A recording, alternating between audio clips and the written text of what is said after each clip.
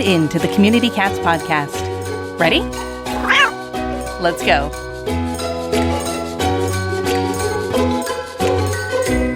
Welcome to the Community Cats podcast. I'm your host, Stacy LeBaron. I've been involved helping homeless cats for over 20 years with the Merrimack River Feline Rescue Society. The goal of this podcast is to expose you to amazing people who are improving the lives of cats. I hope these interviews will help you learn how you can turn your passion for cats into action. Today we have Brandi Winkleman, and she is the President, Executive Director of A Hope Inc., and that is in Milton, Florida. Brandi, well, welcome to the show. Thank you. Thank you very much. So I want to ask you, how'd you get to be so passionate about cats?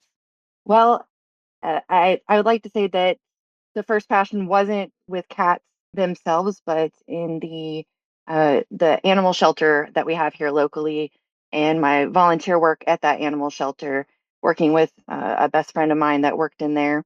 Volunteering in there was one of those dedicated, passionate things that I wanted to do, but also a connection was made with animals that at the time were being killed. I can't even use the word euthanize in those situations. They were being killed by the masses at our local shelter. And this is a county of 175,000 people, and over 4,000 animals were being killed each year at our local shelter. And a lot of people weren't aware of that. So I was on the inside volunteering and seeing carts of cats and kittens each day just kind of left outside of the cat rooms, where they were crying and their paws were reaching out of the carrier doors and meowing. And it was a strange feeling that you know where they're going, because it's just a little push cart. You know where they're going and they're crying, and you just don't even try to connect with them. And that's an odd feeling for somebody who loves animals so much. So that's kind of where it started, was wanting to change that big time. Yeah. Well, and so many of us in the field, we have these visual moments and we're like, nope, this doesn't need to happen, right? It does not need to happen. Yours was that view. I've said this many times on the podcast, so people will be like, oh, Stacy, you're saying this again. But, my view has been dumpsters with kittens in the dumpsters that are injured, and there's glass all over the place. And it just doesn't make any sense to me why those kittens even exist in this world. And so we have these aha moments, and the two of us are people who have remembered these images in a way so it doesn't make us paralyzed, but it empowers us to carry it forward to create change. And I think that's the way we have to process this, because if you process it in another way, defeatist way, it's very negative, right? It's very negative. And so you said that moment. I want to get back to that, because I feel like with the moment you just said, that image of the dumpster. So, I had those images of the cats and kittens, but I'll tell you my moment, because my moment was, the most intense thing. I said my best friend worked at the animal shelter, and this is why everything started rolling in the direction that it did. Was she works there, loves animals, been working there for over 20 years. And she came to me one day. I was volunteering, clean up puppies or something. And I said, what do you got going on today? And she looked at me as if she was telling me about her workday, like a person who sits at a desk and has a huge pile of paperwork. And she said, oh, came back today and I have 47 animals that I have to euthanize today. It's just, I can't believe they just keep leaving all this work for me. And it wasn't even a connection of killing animals. It was more of a connection of, she just had a workload, and it wasn't that she didn't care. It wasn't that she doesn't have a love for animals, but she had been beat down and turned so cold and so streamlined that this was just her job and this was just what she had to do. That when she said that to me, I went home that night and I cried for her, because she's not that person. And I knew something had to change. And that's why I started looking at the fact that we were trying to get animals out to rescues and it wasn't happening as fast. They all have their own rules and guidelines that they're going by. So they might stop the intake for the rescues at certain points in time. Say they're too sick at the animal shelter. Well, they're not going to take them in because then they're not adoptable cats and kittens coming out. So that was whenever I had to look at things like, wait, it's not the rescues, it's not the animal shelter, it's the community before all of this, understanding that they're dumping animals at the shelter and not thinking about their outcome. It was at the time, uh, 7 out of 10 cats dropped off at the shelter were killed. So I feel like if people at the door with the intake dropping off these found animals were told that at that moment, hey, you have a 3 out of 10 chance that this kitten's actually going to make it to adoptions. I mean, it might even die along the way, but 7 out of 10 were being actually euthanized. So that leaves 3 out of 10 that could potentially still get sick and die along the way. I feel like if they were told that they would make a different option available to themselves. They would be empowered to say, I don't have to choose this route. And that's where the big change started happening to where I said, they don't know. They don't know this is happening. They think animal shelter, good place, going to go there. They're going to be protected. They're going to get adopted out. And we were in charge of letting them know. And that was huge, and sharing stats and numbers wasn't enough. We had to make graphs that were pretty. We had to, red is bad, green is good. And so we had to make these graphs that showed red cats and kittens, you know. I mean, we were the third highest animal shelter in euthanasia in the state of Florida at the time. 1 month in June of 2018, 80% of animals who entered that animal shelter were killed. So it was just too much. It was too Right. much. And we were in charge of that. Our community was in charge of that. But some of the things that you're talking about right now is that you were starting to understand that it's above and beyond just that the shelter, it's the community, and you're doing your own community needs assessment. You were understanding that there are rescues out there, but their why might not be the same as your why, which is to reduce the killing in that shelter or the euthanasia, whatever language you want to use, reduce the demands of overpopulation there.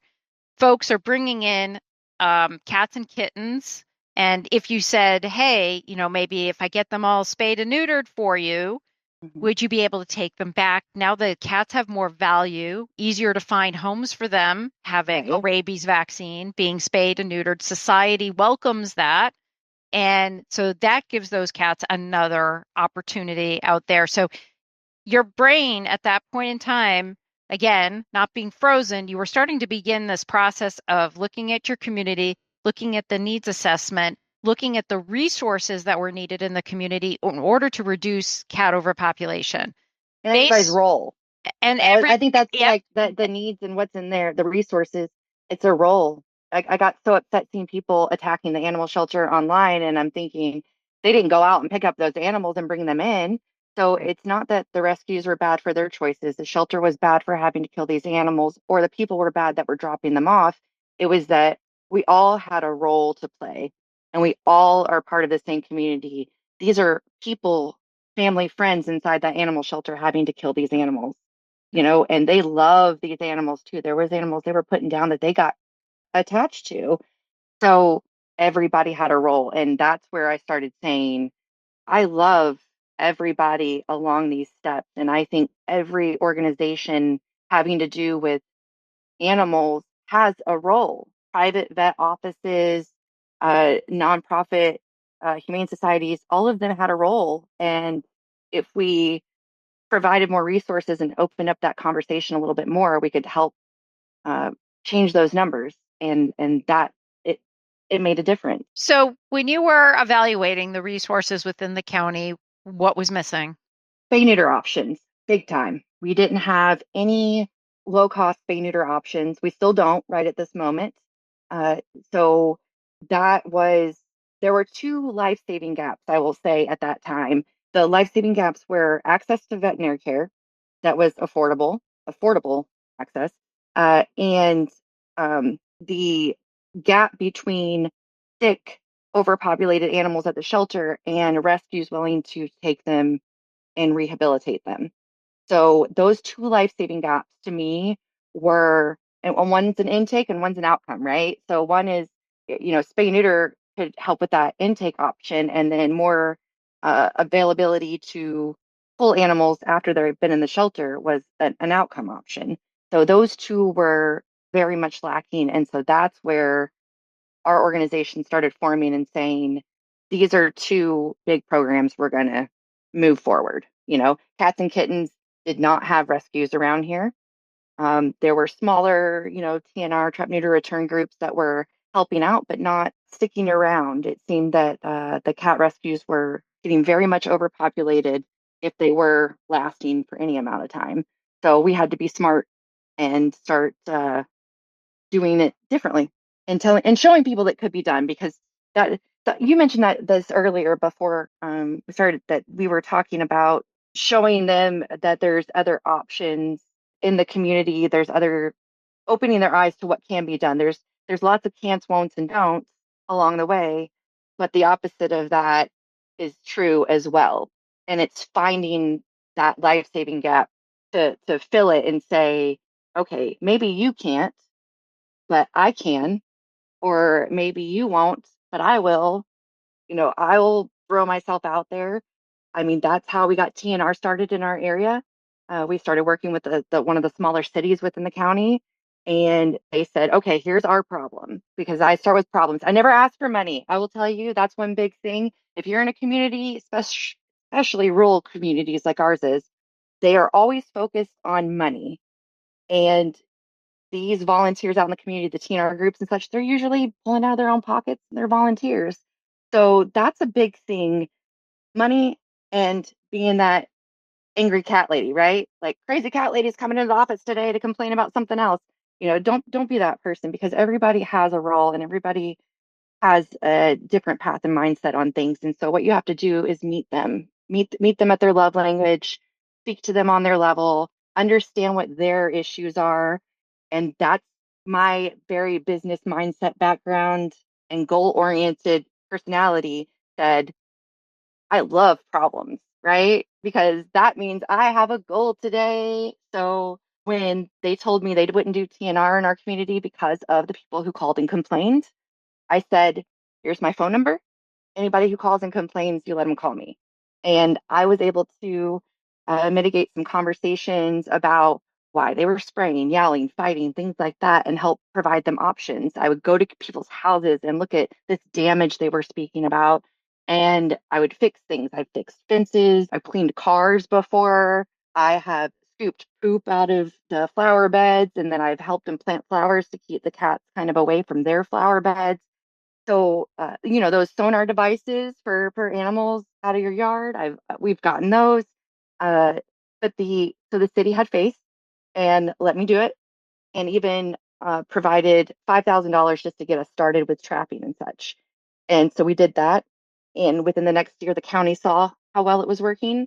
And that's why in 2018, the city of Milton had trap neuter return citywide, which was allowed. And then in 2019, Santa Rosa County got trap neuter return allowed countywide.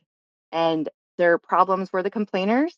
The funniest call I had to deal with was one lady actually called and complained about rats taking over the city if we fixed too many cats. So I thought that was great. Yeah. Yeah. I've had that complaint too. Yes. Have you? I love it. I said, this is one I can definitely deal with today. So in the county, there are county issues with those things. Of course, county's going to be money. So we never ask them for a penny. And the county ordinances need to fall in line with what their needs are. So when we have people talking about outdoor cats, we make sure to let them know that we are definitely not promoting two things. We're not promoting colony formation. It's already there. It's already happening. And what we're doing is promoting the health of the colonies already there, and limiting colony formation. And then the other thing is we're not promoting your indoor pets being outdoor pets. Community cats are specifically ear tipped, spayed or neutered, and have had at least one rabies vaccination on board. And so even when we talk to our community, they say, oh, why are they complaining about my cats in their yard? Well, is it an ear-tipped cat? Because that's what ordinance we got in there. Yeah. So that's meeting them where they're at, I think, is really important. Yeah. Getting everybody on the same page. Tell me a little bit about your organization and how it's been operating, and then about your plans for this clinic. So share sort of I guess, the infancy of your nonprofit and how you've grown. Obviously, you've done tremendous outreach, on the political side or the public side, as well as the private side. I noticed you have a capital campaign going for your clinic facility. So share with us how you got from, a small organization to potentially a pretty big one. So AHOPE stands for Animal Health Outreach Prevention Education. And that's something we've stuck by as an animal advocacy and welfare organization throughout time. We started with thinking, let's just open a clinic. And then, like I said, we had those life-saving gaps to fill. And so we moved to the access to affordable care it started in my living room, actually, keeping animals overnight that need to be fixed and driving them 2.5 hours away, one way, to the closest low-cost spay neuter clinic in Panama City. So we would drive them over early in the morning, 4 a.m., and then bring them back by 5 p.m. And that got more popular over time. And to this date, we've sent over 8,000 animals to be fixed for the public. And the other gap that we filled was rescues were having a problem taking in sick cats and kittens.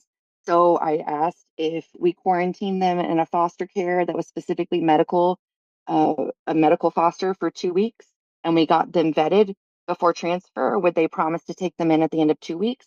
And that was a deal we were making. So we were able to pull animals left and right. And we had all of these avenues to send them out as soon as they were done, because in the beginning, I never wanted to do adoptions. So that's kind of how it started, was helping the shelter directly. So everything was to help the shelter directly. And it kind of grew from there. We're still primarily volunteer based, and we made sure that everyone within our organization spoke positively about other organizations. It's a big push that we have, because in the beginning, before we started our organization, I noticed a lot of groups, shelters, rescues, TNR organizations, they weren't on the same page, and they were constantly battling. And we don't have that at all. We do not allow it at all. We don't allow anything negative. I'm like, you want to complain? You can complain to me, and then we're going to talk it through, or talk to your spouse or your children at home. So speaking positively and knowing that we can all do something is something so important, because I watched a movie a long time ago. You probably know what I'm talking about whenever I bring it up. It was talking about putting like that energy out into the world, that positive energy and that can do energy, and it will come full circle. And so we're big about that and keeping people informed. Right now, we have a biannual meeting where we welcome all animal related organizations, whether it's a private practice vet, shelter, rescue, it doesn't matter, TNR organization. Twice a year, we bring them all into the same room, and we discuss all of our pluses and minuses, basically, and where we're going to go from there as far as what our focus is going to be. So we cover different topics, but we make sure that everybody's friendly and on the same page, and really gets to know each other on a different level of just like the crazy cat people. I mean, I just can't stand hearing that all the time. Like, I don't want to be known as the crazy cat lady, because yeah, I can be crazy. I can think outside the box, that's for sure. But I own one cat, and she's 18 years old, and she's fabulous. And she's an indoor cat. So this was not started for selfish reasons at all. It was started because a group of us wanted to offer resources to a community in need and tell the community that they were in need, and we could provide the resources, because they just didn't know. And political wise, I never thought I would be in politics at all. But you have to understand what's going on in your community, and you have to be able to relate to your community on that level. And you have to explain to them things that they might not know. They're dealing with infrastructure and building and money, and I would just go to meetings and I would just update them on where we are and what we're doing, and kind of just be a positive person at the podium sometimes and let them know, hey, I don't need anything. I'm just letting you know like how great this program's doing, how great we're doing, and how much we appreciate your support.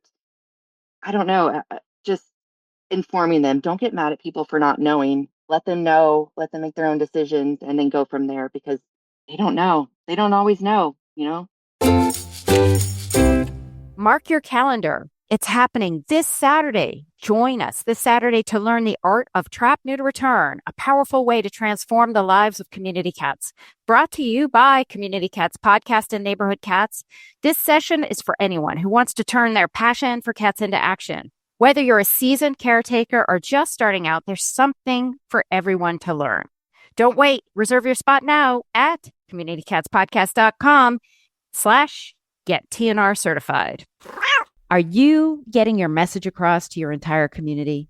Do they know what programs you offer and what they can do to help? Learn more about how to effectively market your organization or just sharpen your skills with a free self-paced marketing course, The Fundamentals of Marketing on Maddie's University. The course is designed to provide a basic understanding of marketing and provide you with templates and tools to elevate and improve your organization's brand, voice, and audience, and have fun while doing it. You'll receive a strategic marketing plan template to download free. Go to university.maddiesfund.org and search marketing to enroll now. Wouldn't it be fantastic if your whole TNR team was on the same page? Imagine your staff and volunteers mastering trapping best practices, prepping cats properly for clinic arrival, and making everyone's job easier. Would you like to give them a toolbox of tips and tricks to refer to whenever trapping gets tough? Our monthly virtual TNR workshops are perfect for group training, covering everything from TNR philosophy to planning, equipment use, public relations, because we are all going to run into those stubborn neighbors, and cat care tips, plus more. With Q&A sessions, handouts, customized content for your program, your team will be ready to successfully reduce the number of free-roaming cats in your community. Ready to turn your trappers into a team? Great! Email Stacy at communitycatspodcast.com or call 978-239-2090 for details. Tell me more specific details about the clinic and what your timeline is and what does it look like? What's the size of it? And how much money is it going to be? Oh my goodness. It's the most exciting thing right now is this clinic, this affordable spay neuter clinic. So it's a little over 4,000 square feet. We own 25 acres and we cleared just 4 acres of it for this clinic first. And we built it based on lots of input from lots of veterinary professionals along the way. And so it's got 2 entrances, one for cats, one for dogs, and they go down their own pathway. And mind you, I've also taken emergency management classes. So that came into play as well, right? Cross-contamination, stress, emergency situations. And so our dog and cat sides are opposite sides and different hallways, different intake rooms, different holding areas, and then also a transport drop-off door on the side for whenever we can pick up other areas and bring them to us for people who have driving or transportation issues. So the clinic is built for spay neuter focus. So it is built in an area of need. We could have built it in the south end of the county, which has a higher median income range, but we decided we wanted to have it where the people needed us most. So it is located in the northern part of Santa Rosa County in Milton, Florida, a very rural area. It's near the animal shelter. It's about 10 minutes north of our local animal shelter, and it is close to Alabama. So we're about an hour and a half south of Bruton in Alabama, where we have a lot of animals, especially cats, coming in from that area. That way, it could be accessible and affordable and provide what people need to keep their animals. Keeping pets and people together is a huge part of what we do. So exciting. It's my drawing. So I actually designed this building myself. I drew it each time somebody gave me an idea on what I could do better. I did it. Rick Ducharme, actually, sitting down with him at breakfast one day, we discussed this room. And so you'll notice in the back part of our clinic is a room. It's our feral cat room, which I'd already planned on having a feral cat room. Actually, the external door was something on one of his clinics that I noticed, and I got very excited because how many times do you hear people trap cats and they don't have anywhere to put them, or they're going to let them out of the trap because of whatever reason? So we actually built onto the clinic an external door for the feral cat drop off. So it'll be racks in there and they can sign them in on a piece of paper and we'll work them into the clinic the next day or as we can get to them. But that was insight from him.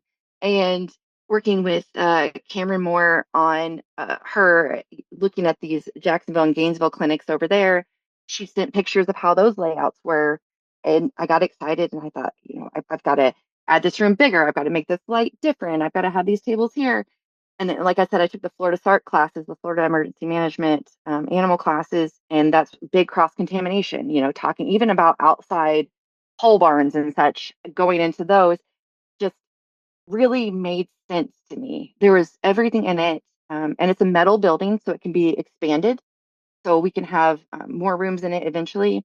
So much went into this building. So many people that had so much insight on this. I keep speaking to our VP about, um, I don't know how to thank everybody.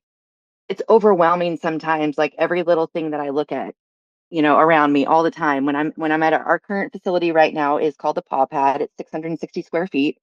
It is literally our meetup spot, transfer spot. But even looking around that building, that's that's so important to me. There's so many people who had such input. Everything around me in that building is from somebody else's ideas, somebody's input, somebody's donation, somebody's just love is in that room. And this clinic is all of those things too. I mean, we specialize in neonate kittens. So we have incubators in all of our foster homes that we've had a donor start a fundraiser and bought for all of our they're $700 a piece for these big, just things like that. And they're going to be in the clinic, and we're gonna have a neonate facility on the property too. So that's a future building on the property to save more lives too. And that's Austin Pets Alive, going there and a Terrytown over there and visiting their neonate facility. And we're gonna have a ringworm ward because of Monica, talking about ringworm. I mean, just so many. It's just when I think about those things, I get so excited because the, those can'ts, don'ts, and won'ts in the beginning. I mean, just they could, and they did it, and they willed it into happening, and it's a lot.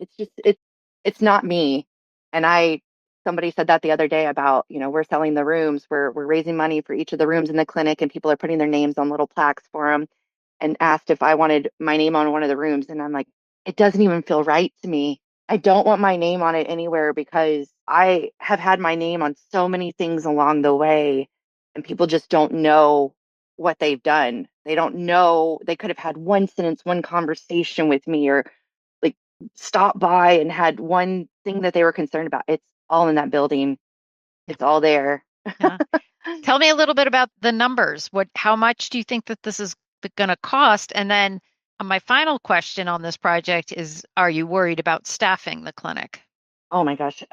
So what started out as a little under $500,000 project before COVID hit and changed the cost of inventory and supplies everywhere, it is now over $1 million for the project. And we are still raising funds. We're in the capital fundraising part of this, but it's coming along and people are so generous. And so we're raising the money for it now. It's going to open. It's not going to stop. It just based on what's coming out of our pockets alone versus what our community is able to give and assist with along the way. So it's happening. It's just a huge project. I think words of advice from a board member from Operation Spay Bay in the very beginning. Another insight, the little words that I heard along the way was, I know you're excited and you want to open a clinic and your organization's doing great and you're excited about this, but let me tell you, it's not a straight line. It's going to be the bumpiest, wiggliest roller coaster you've ever been on in your life. Don't ever plan for it to happen right away or as you planned it because something's going to get in the way. And Lord, they brought in Hurricane Michael and Hurricane Sally. And then they brought in COVID, and I'm just like, why? Did we have to have all of it? And now it's snowing. Are you kidding me? It's snowing 9.5 inches in Florida. I can't even, it's mind blowing. Yep. But every time I see those things, they're not walls. They're speed bumps on the roller coaster that I already knew that I was on. So it's fine.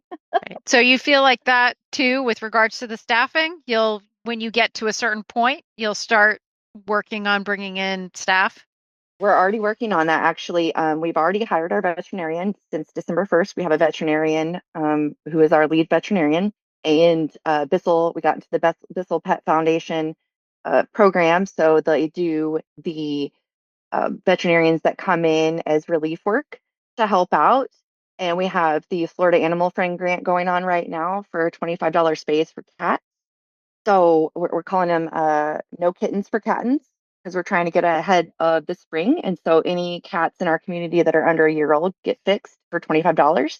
And then we have, I think, over 30 applications right now for experienced vet techs and CVTs. Wow. And we have a big onboarding or interview day coming up on February 1st, where our veterinarian and myself will be sitting in the room to interview everyone.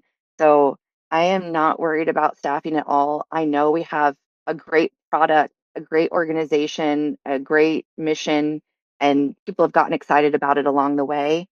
And they're just waiting for us to open. Okay.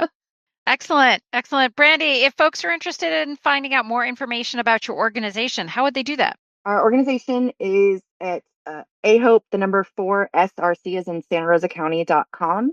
We are on every social media outlet there is. Usually it is / AHOPE Milton. So Facebook, AHOPE Milton, Instagram, whatever you want to get on social media, we're there.